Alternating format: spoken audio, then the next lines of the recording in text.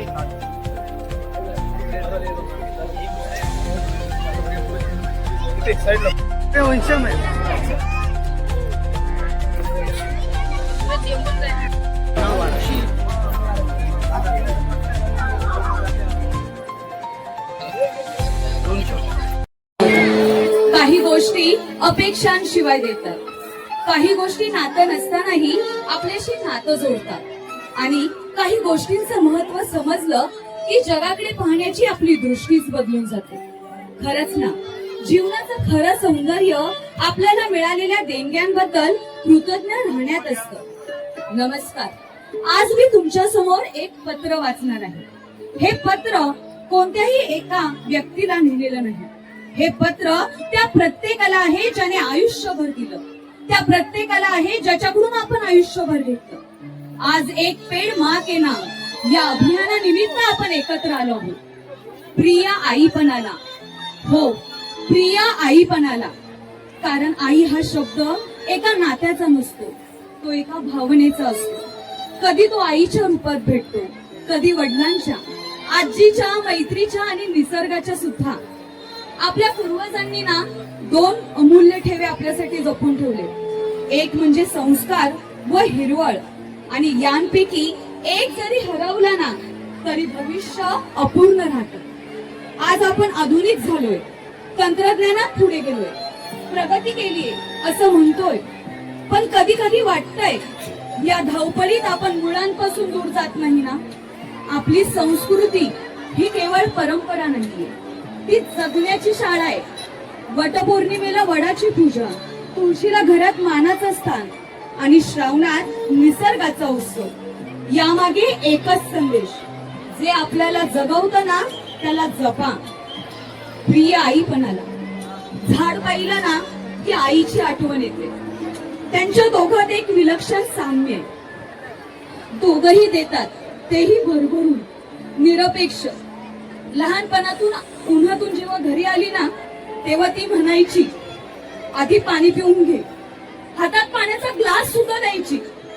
तेव्हा कुठं कळायचं की त्या घोटामध्ये कितीतरी थेंबांचा प्रवास आहे. तेव्हा कुठं माहित होतं की झाड ही ढगांना थांबवतायत, पावसाला बोलावतायत, मातीला धरून ठेवतायत. हो, तू मला पाण्याचा घोट दिलास, पण त्या पाण्याची किंमत ह्या झाडांनी शिकवली. तू मला घास भरवलायस, पण तो घास उगवण्यासाठी लागणारं धान्य, शेत, माती आणि पाऊस हा मला या निसर्गाने दिलाय. कारण रोज ताटातली भात, चपाती आणि भाजी खाते, पण त्या प्रत्येक दाण्यामागे सूर्य, पाऊस, शेतकरी आणि निसर्ग उभा आहे. याचा विचार आपण कितींदा करतो? अहो, प्रगतीच्या गप्पा मारतोय आपण, मोठमोठ्या इमारती बांधतोय, नवीन तंत्रज्ञान वापरतोय, पण शुद्ध हवा, स्वच्छ पाणी आणि निरोगी जीवन हरवत चाललंय. हो, उन्हाळा हा असह्य होत चाललाय, पावसाचं स्वरूप बदलत चाललंय, आणि तरीही आपण काय म्हणतो, हे सगळं अचानक होतंय. हे अचानक घडलेलं नाही, ही निसर्गाने दिलेली ही शिक्षाही नाहीये. हे आपण केलेल्या दुर्लक्षाचं उत्तर आहे. आज जेव्हा एखादं झाड तोडलं जातं ना तेव्हा आपण काय म्हणतो, अरे एक तर झाड तोडलंय. पण ते फक्त झाड नसतं. हो, ते कुणा पक्ष्यांचं घर, प्रवाशाची सावली आणि शेतकऱ्यांची आशा आणि आपल्या सगळ्यांचा श्वास असतो. कधी कधी मनात विचार येतो, ज्यांना आयुष्यभर आपल्याला श्वास, सावली आणि आधार दिलाय, त्याच झाडाला एखाद्याच्या निराशेचं आपण कारण बनवतोय. त्या झाडाला तेव्हा काय वाटत असेल?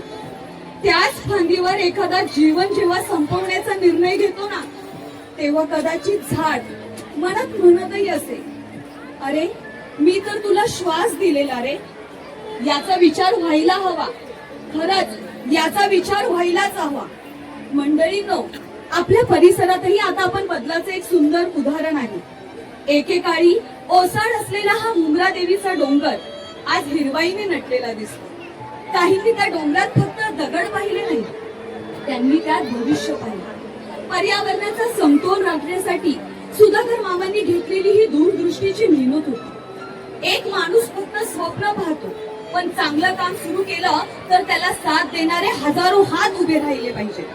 कारण एका रोपट्याने जंगल कधीच होत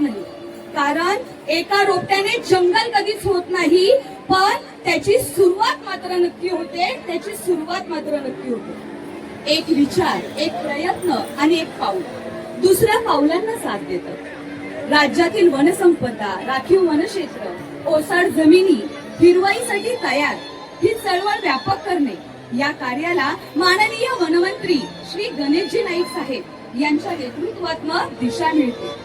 चांगल्या कामाची दखल कोणी घ्यावी म्हणून ते मोठं होत नाही. हो, निसर्ग त्याला स्वतः दोन ठेवत असतो. पहा ना, काही दिवसांपूर्वी आपण स्मशानभूमीमध्ये झाडं लावली. किती विलक्षण आहे ही गोष्ट. जिथं जीवनाचा आपला शेवट होतोय, पण त्या रोपट्याने नवीन जीवनाची सुरुवात झालेली दिसते. जिथं शांतता आहे तिथं या रोपट्यांच्या रूपाने पक्ष्यांचा किलबिलाट आता तिथं होणार आहे. जिथं राख आहे तिथं आपण हिरवाईची स्वप्न साकारणार आहोत आता. आणि आज हा दुसरा टप्पा. एका तुम्हाला रोपटं वाटतंय, पण उद्या ते आपला श्वास असेल. मंडळींनो, नीट ऐका, हे अभियान फक्त फोटोपुरतं मर्यादित नाही. झाड लावणं ही आपली बांधिलकी आहे, पण ते झाड जगवणं ही आपली पहिली जबाबदारी आहे. आपण अनेकदा प्रशासन, शासन यांच्याकडनं अपेक्षा ठेवतो की असं व्हायला पाहिजे, तसं व्हायला पाहिजे. पण शासन म्हणजे नक्की कोण? अहो, आपणच ना.